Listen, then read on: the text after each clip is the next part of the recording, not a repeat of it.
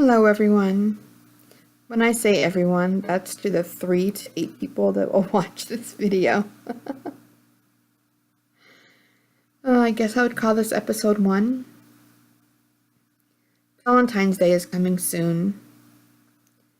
As in my last video, I talked about being with a guy and talking to him for a couple of months. Affairs of the heart are so difficult. I think because I've been single for so long, I wouldn't even know if someone swept me off my feet, honestly. So used to being single and alone and independent and on my own. That has not been my choice. I am a God-fearing Christian woman, as you all know, and the Lord has kept me pure in heart and for the most part pure in flesh. I am human. I was not even sure that I was still desirable.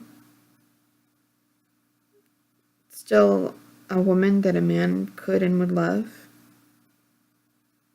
That a man would say, wow. That a man could ever say, wow. If not to me, at least in his mind. She's such a prize. I want to get to know her. I have to get to know her. One of the toughest things about being a Christian is to know what God wants for my life. After all, the sun sets and rises on God. So do I. The troubling question this week is, if God allowed me to fall in love with someone, would I know how? Can I say to this person, I have to put you on hold because I have to see what God says about it first. And even though that's a logical thing to say to somebody as far as a Christian goes, that might sound like, I'm not really sure about you. I'm just taking this time to figure things out, which I'm not. Ugh.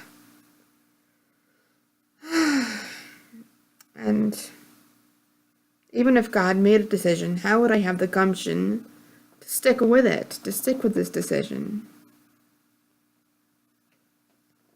2018 was one of the hardest years of my life. Hardest and tragic years of my life. I was sexually assaulted. I still can't say the R word.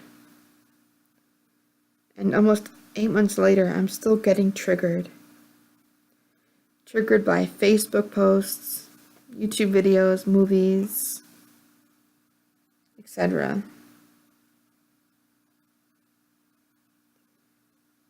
And every single time I get triggered, I'm like, I get fed up, like, oh, come on, am I not over this yet? You know, I know it sounds silly, but I kind of want like an expiration date that you put on a gallon of milk, you know, like expiring, such a date. And I know with your brain and your heart and your body just cannot absolutely do that. It cannot give you an expiration date when everything will be done with. And that's what I think I hate about it the most is when you're triggered, it's involuntary, kind of like a woman who's going through menopause having a hot flash. It's hormones, it just comes along. You're not trying to have a hot flash, but you can't help it. It's part of the system. So is being triggered after a sexual assault. You're not trying to get triggered. You don't want to get triggered, but you just do. And I just wish that I could tell my heart, my mind, my body, it's enough. I want to move past it. I want to close that door. I want to move far the hell away from it, and I want to be done with it.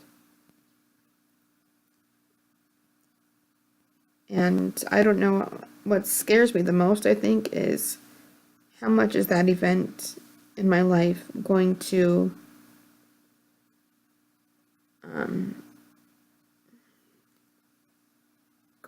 upset my future partners, boyfriends, husband, whatever. Okay, so that's a little heavy. That's really heavy. But and then I get depressed, and I feel like it's this big, huge cycle. And every time I feel like I'm just about to come out of it, and I say, tomorrow I'm gonna get up and I'm gonna look through recipes, and I'm gonna write down a groceries list, and I'm gonna go shopping, and I'm gonna start losing weight. And as soon as I feel like I say something like that, my body just triggers in a different way, not relating to the last issue, and like starts to get sick in some way. Like every time I try to do something good for myself, it just overrides it with crud. Okay, all right, enough of the heavy. Enough of the heavy. I will say this, to whoever gets to marry me, and I him, will get a very sensible woman. Do I love diamonds? Yes, I do. But I would rather have a brand new living room set, or a brand new bedroom set, or, I don't know, something like that. Instead of a big ring that costs thousands that you just put on one finger to adore. Or a bracelet, or earrings, or a necklace. It's just something to adore. And even though I do have a little bit of jewelry, I don't want to adore pagan things. You know what I mean?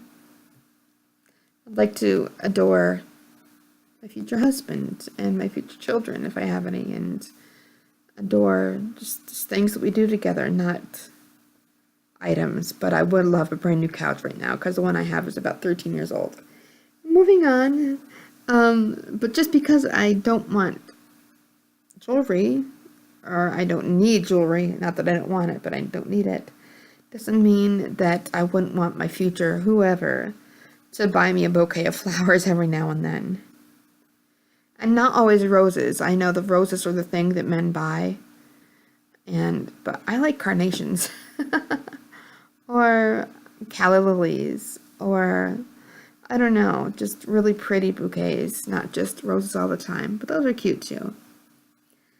Last question. With affairs of the heart, do you make decisions with your heart or your head? I don't know. It's been a long time for me. And I'm still feel like I'm so behind.